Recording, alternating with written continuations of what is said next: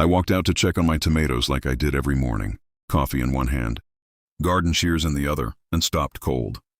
There it was, a 6-foot-tall black iron fence, spanning my backyard, installed overnight.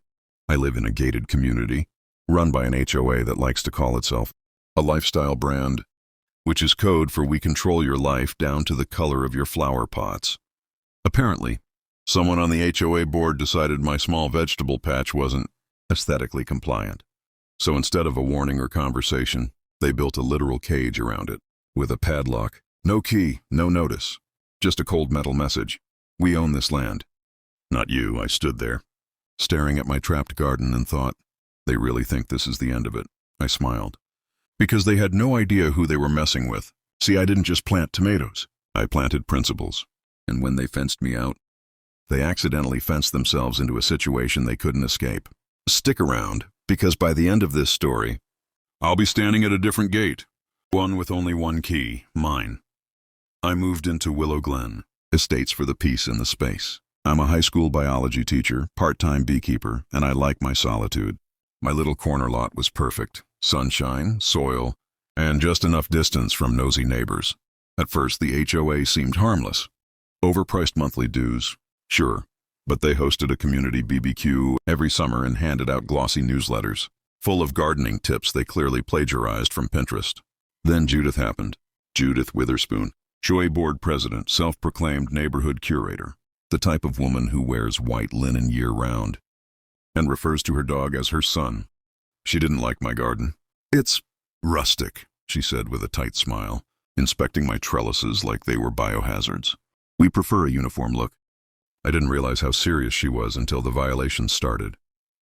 First, a warning about unauthorized use of mulch. Then a $75 fine for unsightly vegetation. Read basil. Then came the letters, stiffly worded and signed by the HOA board. You are in breach of Landscaping Ordinance 7C. I appealed, politely, sent photos, cited bylaws, even offered to build a lattice. No response. 2 weeks later, I woke up to the sound of metal drilling.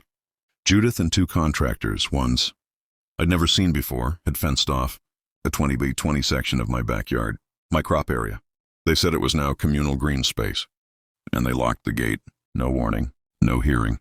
Just this smug explanation from Judith. Some things are better managed by people who know what they're doing. That was just the beginning. After the fence went up, things got weird. Judith had her people, board members, lawn-worshipping retirees, the kind who mow at 6 a.m. wearing headlamps. They paraded past the fence, complimenting the new aesthetic. One even said, "It's finally starting to look like a real neighborhood." But others whispered apologies. A couple left tomatoes at my door in solidarity. Then came the fines, again, $100 for excessive pest attractants, bees, $50 for soil inconsistency, $200 for unauthorized signage.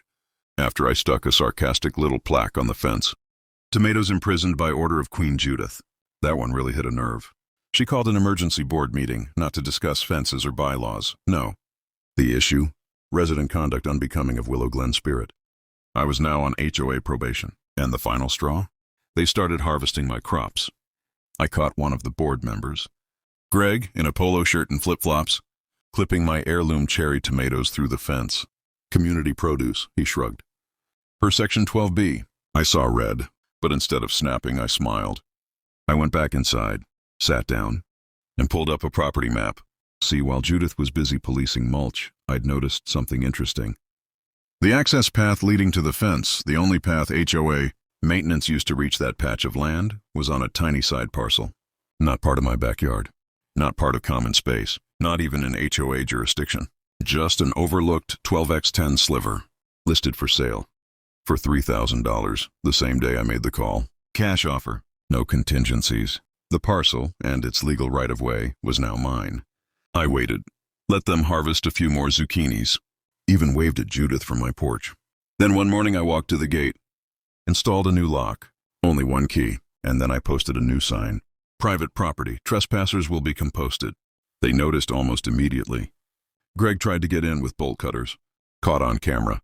I sent it to the board with a formal cease and desist and a reminder. Tampering with private property is a misdemeanor. Then I got creative. I filed for a temporary zoning variance and registered the parcel as A microeducation plot. Technically, it was now a learning garden for my biology students. Bonus tax deductible. I installed motion sensors, mounted a little wildlife camera, planted marigolds, mostly for aesthetics, partly to make Judith itch. She sent another letter. I ignored it. Next HOA meeting I attended in person. Took the floor, presented maps, easement rights, title deeds. Judith looked pale. The other board members started whispering. Turns out a few of them didn't know about the fence plan, or the crop theft, or how far she'd gone. I made one last move. Used the footage of Greg stealing tomatoes and packaged it. With screenshots of bylaws they violated. I printed 10 copies, and I handed them out to every single homeowner. The next morning my inbox exploded. 3 resignations from the board, a petition to vote Judith out, and someone, I won't say who, left a bottle of champagne. And a handwritten note. For the tomato queen, thank you. Judith didn't go quietly. She tried to claim the property purchase was malicious intent, that I weaponized gardening, but the law didn't agree.